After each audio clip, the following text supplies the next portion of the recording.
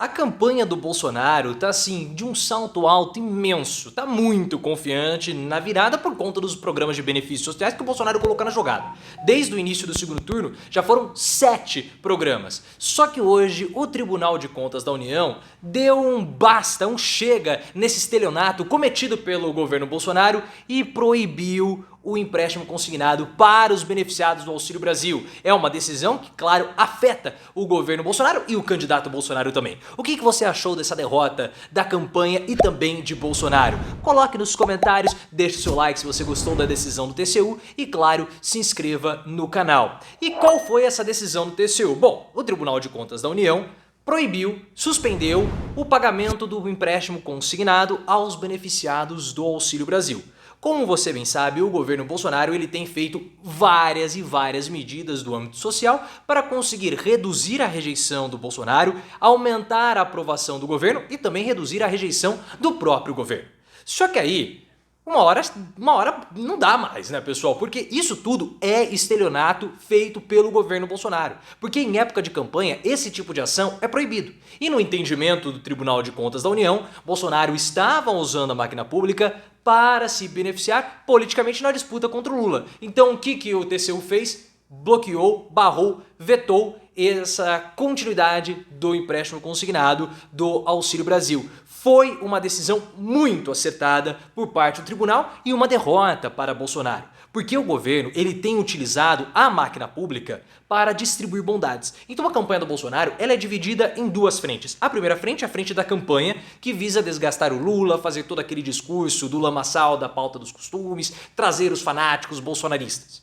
Essa é uma linha de frente. A outra linha é usar a máquina pública do governo para colocar na jogada projetos de âmbito social para beneficiar o candidato Bolsonaro na disputa contra o Lula. Porque você bem sabe que hoje a parcela daqueles indecisos e volúveis, ou seja, aqueles que podem mudar o voto, a segunda maior preocupação dessa parcela da população é justamente fome e miséria. E a primeira é a economia. Então todos esses programas que o governo Bolsonaro tem colocado na jogada beneficiam diretamente o Bolsonaro, porque aumenta a aprovação do governo e diminui a rejeição do governo e também do candidato. E desde o início do segundo turno, Bolsonaro já fez sete projetos. Ou seja, é um projeto, é uma ação social a cada 3 dias praticamente. Dentre essas ações, nós temos o aumento do benefício do Auxílio Brasil para R$ 600, tudo bem que isso foi antes, mas logo depois nós tivemos o Vem Pro Azul da Caixa Econômica Federal, visando o perdão de dívidas, a antecipação do FGTS para financiamento imobiliário, para o programa Casa Verde e Amarela e também o empréstimo consignado.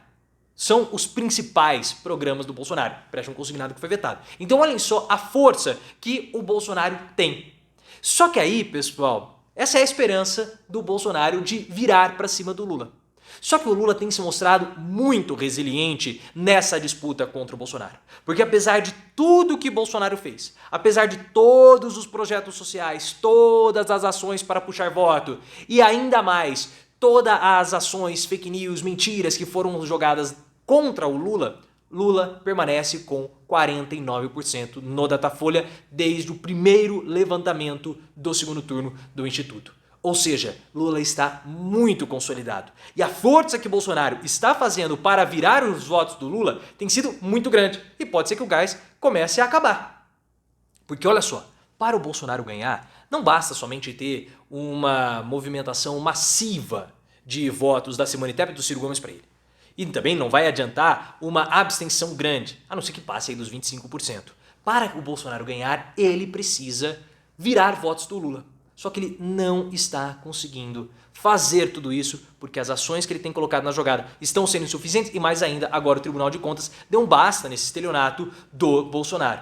Mas na sua opinião, a decisão do TCU vai causar muitos impactos na rejeição do Bolsonaro? Vai conter a alta na avaliação positiva do governo? Coloque nos comentários e, claro, se inscreva no canal. E muitos estão pensando o seguinte: mas essas ações do Bolsonaro, elas vão trazer impactos futuros para a economia, vai ser ruim, isso vai causar um desastre, vai ser um pânico geral. Isso não importa, pessoal. Isso não importa. Os rombos fiscais que nós teremos em 2023, isso tudo não interessa. Porque nós temos a preocupação da Faria Lima, que é como é chamado o mercado financeiro, né, para nós colocarmos uma persona para ser o mercado financeiro, e a necessidade da população real, da nossa necessidade, das pessoas de baixa renda. As pessoas de baixa renda não estão nem aí para tesouro, para superávit primário, para responsabilidade fiscal. O que essas pessoas querem é uma melhora da vida delas imediatamente. E elas não estão erradas em pensar nisso. Claro que não. Elas têm que pensar mais nisso mesmo, porque a vida delas está muito ruim. Então, quando o governo traz esse tipo de benefício, melhora, mesmo que artificialmente, como está tendo uma melhora agora, é claro que elas vão acreditar ou vão gostar dessa situação. Mas é exatamente esse o problema do estelionato que Bolsonaro está cometendo. Bolsonaro está usando a máquina pública para passar uma falsa sensação de melhora na economia.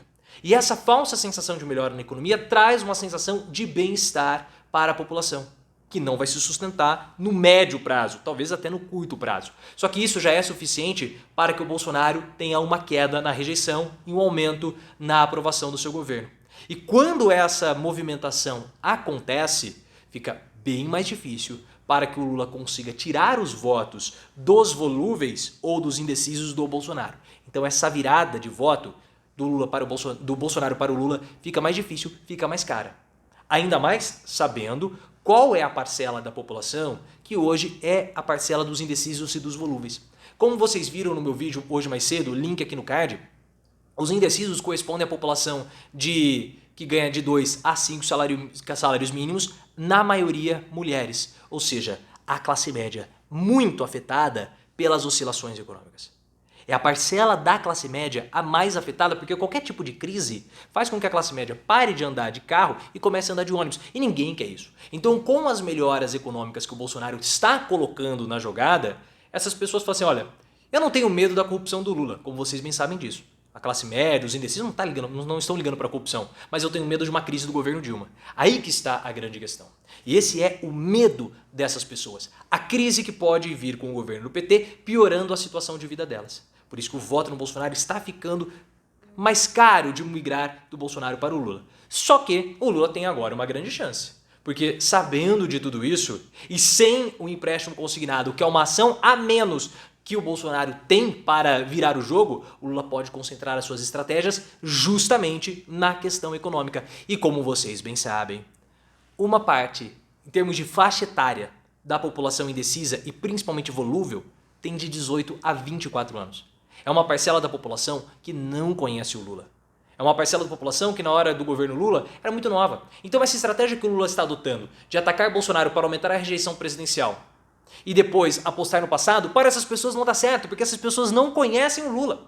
Por isso que a ida do Lula ao Flow Podcast foi um acerto, porque o público que acompanha o Flow é justamente esse público que o Lula quer acertar. E na minha opinião, Lula teve muito mais, ganhou muito mais indo ao Flow do que o Bolsonaro indo no Inteligência Limitada, na minha opinião, porque o Bolsonaro só foi lá naquele podcast para mostrar que ele tinha maior poder de mobilização e engajamento do que o Lula. Essa é a minha opinião. Todos os detalhes, link aqui no card. Então, vendo tudo isso, pessoal, a virada do Bolsonaro é uma virada possível? Claro que é, porque ele tem a máquina na mão e vocês estão vendo toda a força que o Bolsonaro está fazendo. Mas ela é uma virada difícil. Ainda mais agora que o TCU começou a ficar mais atento com esse processo de compra de votos que o Bolsonaro está usando. Porque tudo isso que o Bolsonaro tem feito é sim estelionato. Então ainda bem que as nossas instituições, ainda bem que o Tribunal de Contas da União, o TSE, o STF estão atentos com esse movimento. Porque isso é vedado pela legislação. E a gente sabe que o Bolsonaro não está nem aí. Ele tem tanto medo de ser preso que ele está passando por cima de tudo e os outros problemas é deles.